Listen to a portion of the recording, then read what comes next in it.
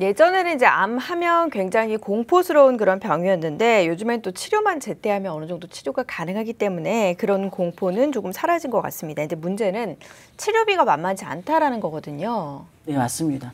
치료비가 만만치 않다는 거는 굉장히 이제 그 치료가 어려운 상황에 암들이 많아진다는 거죠. 먼저 암 환자 생존율을 살펴보면 90년대에만 해도 40%를 웃도는 정도였습니다. 10명 중에 4명만 생존을 하고 떠나게 되는 저희 직장 동료분의 가족들의 이야기를 들어봐도 위암이었다가 또 폐암으로 전이가 되어서 5년 안에 떠나시는 분, 또 폐암 진단을 받고 3개월 안에 떠나신 분들이 굉장히 많았습니다.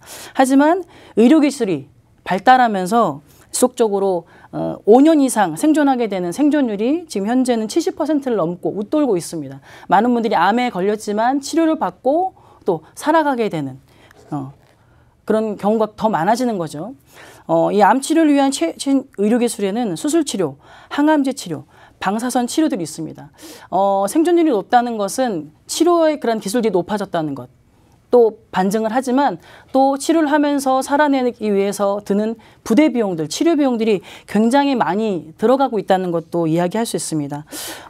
수술, 항암, 방사선 치료를 통해서 점점 암은 정복되어 가고 있는데요. 이 경제적인 어려움들은 여전히 남아있는 것 같습니다. 그럼 이 암 종류에 따른 수술비 어느 정도 좀 발생을 하나요? 네, 이 수술비만 예를 들어본다면 뭐 식도암, 폐암 같은 그런 고해감 같은 경우는 수술비만 2천만 원 정도, 그리고 폐암은 1,000만 원 정도 웃돌고, 또 조금 소외감이라고 말할 수 있는 착한 암이라고 말하고 있는 갑상선암, 유방암 같은 경우는 200~300만 원 정도, 300~400만 원 정도 선에서 수술비를 감당하게 되는데요. 단순히 이것은 수술비만을 이야기하는 것입니다. 이 수술뿐만 아니라 이 암 이후에 항암과 또 방사능 치료, 방사선 치료, 그 이외의 비용은 계산하지 않고요. 이 비용만으로 끝나지 않는다는 것들은 여러분들 더 잘 알고 계실 거라고 생각합니다. 고해감이라고 이야기가 나올 정도로 비싼 치료비가 드는 암도 있습니다. 이렇게 치료비가 비싼 이유가 뭘까요? 네, 말 그대로 고해감은 치료비가 많이 든다. 왜냐하면 치료가 어렵기 때문이다, 힘들기 때문이다라고 쉽게 생각하시면 되는데요. 이러한 치료제들은 대부분 비급여 항목, 그러니까 국민건강보험공단에서 지원하지 않은 내용들의 치료제들이 굉장히 많이 있습니다. 그래서 항암, 방사선 치료비뿐만 아니라 암 수술비, 그리고 수술 뒤에 요양 및 부대 비용들, 이것들이 굉장히 많이 들기 때문에 고해감이라고 부르게 되는 거고요.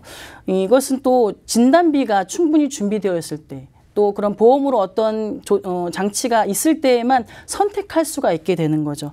더 효과적이고 덜 고통스러운 치료를 선택할 수 있게 하는 것은 바로 진단비라고 볼 수 있겠습니다.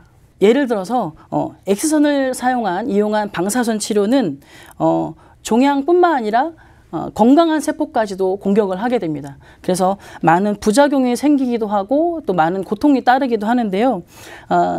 양성자를 이용한 방사선 치료는 종양만을 표적으로 삼아서 공격하기 때문에 조금 더 건강하게, 조금 더 쉽게 또 암을 치료할 수 있게 되는 방법이 되는 겁니다. 충분한 진단비가 준비가 되어 있다면 어떤 것을 선택할 수 있는지 여러분에게 선택권이 더 넓어진다고 볼 수가 있는 거죠. 양성자 치료 그리고 뭐 중입자 치료로 나눠볼 수 있는데 비용 차이가 어느 정도나 드나요? 네, 양성자 치료는 막대한 양의 에너지를 암세포를 공격해서 소멸시키는 방법인데요.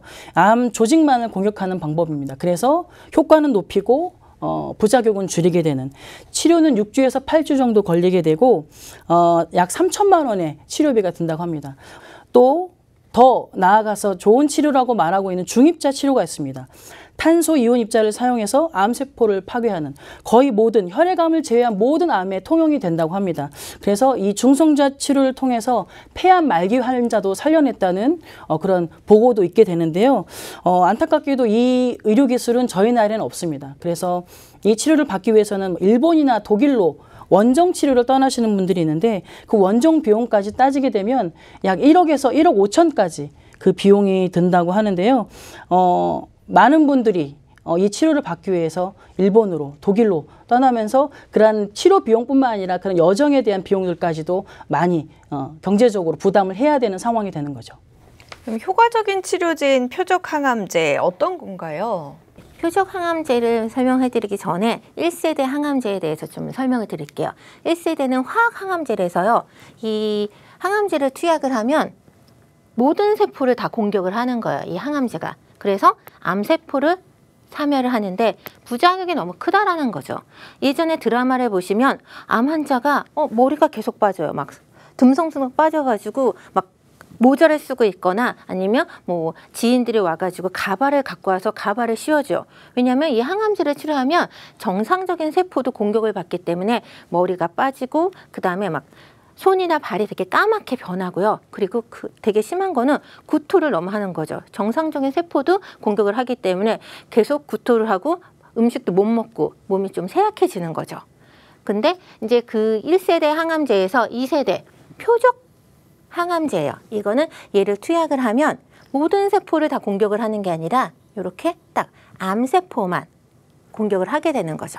그래서 이 암의 원인 물질만 공격을 하기 때문에 암세포만 없어진다라는 거죠. 그렇기 때문에 일상생활도 가능하고 머리도 안 빠지고 그리고 뭐 구토나 그런 뭐 전신의 나른함이나 피곤함도 없어진다라는 거죠. 근데 이 2세대 표적 항암 치료제 말고 이제는 3세대 해가지고 면역 항암제라는 게 나왔어. 면역 항암제는 그냥 이 항암제만 있는 게 아니라 이 안에 좋은 면역 기능 개선을 하는 이런 개선제가 안에 함유가 돼 있어서 암도 치료하고 내 몸에 대한 면역력까지 이제 높여준다라는 거죠.